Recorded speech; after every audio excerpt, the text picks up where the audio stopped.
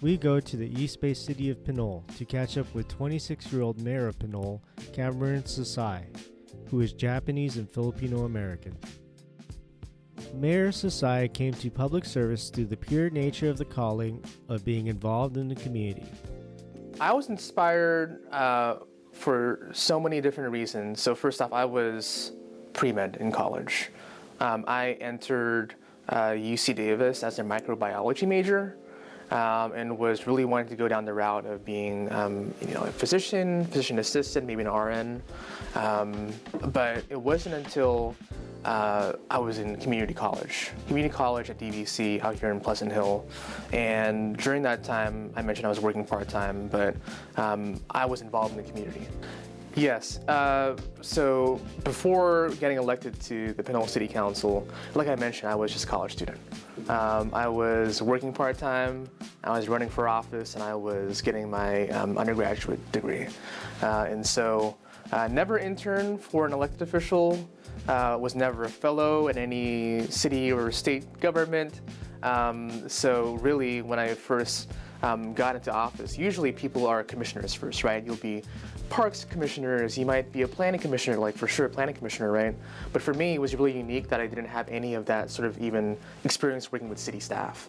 So I was really focused on running, making sure that I connected with the community, and that was the most important thing to me. But after getting elected to office, I remember the first day that they swore me in and then just started talking with staff. They gave me a agenda packet about this big, and it was the housing element. I said, oh my gosh. For Mayor Sasai, the pandemic gave him a chance to reflect on how to serve society.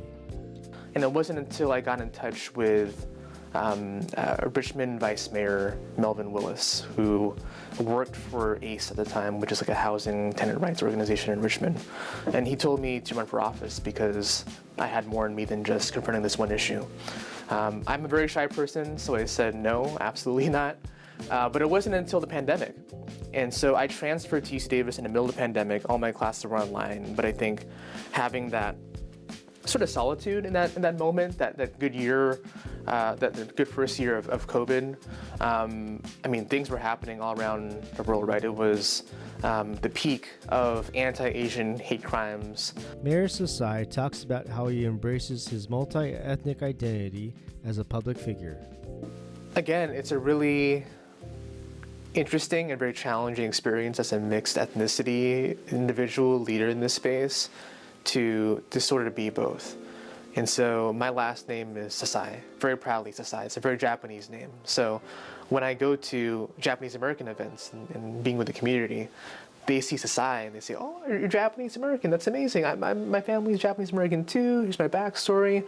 And when I enter the Filipino American space, they say, oh, are you half? Are you Filipino? And there is a need to navigate those spaces with a lot of clarity and intention.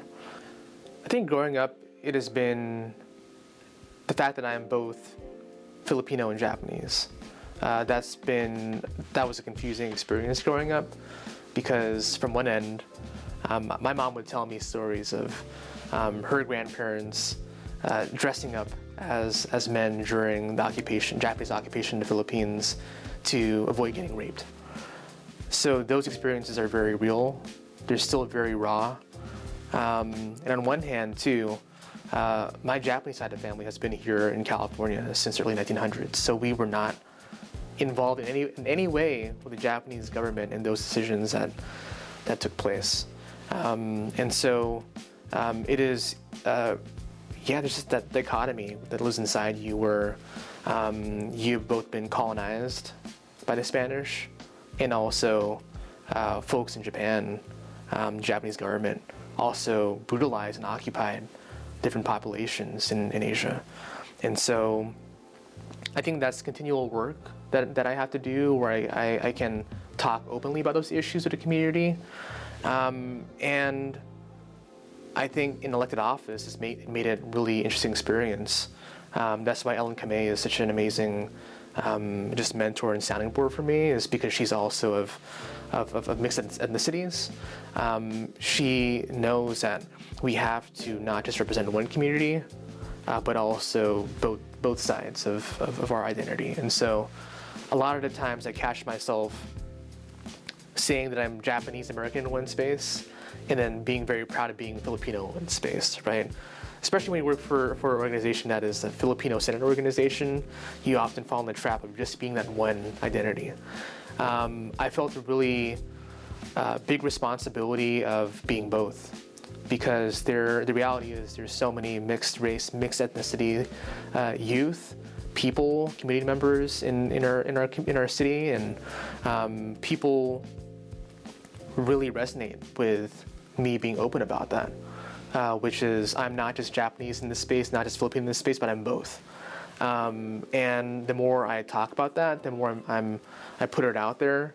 I think that's important to shifting culture, and sort of allowing young people who are still grappling with that, the opportunity to see themselves in a public servant, in an elected official, and I think it gives them the courage to talk about those issues openly as well.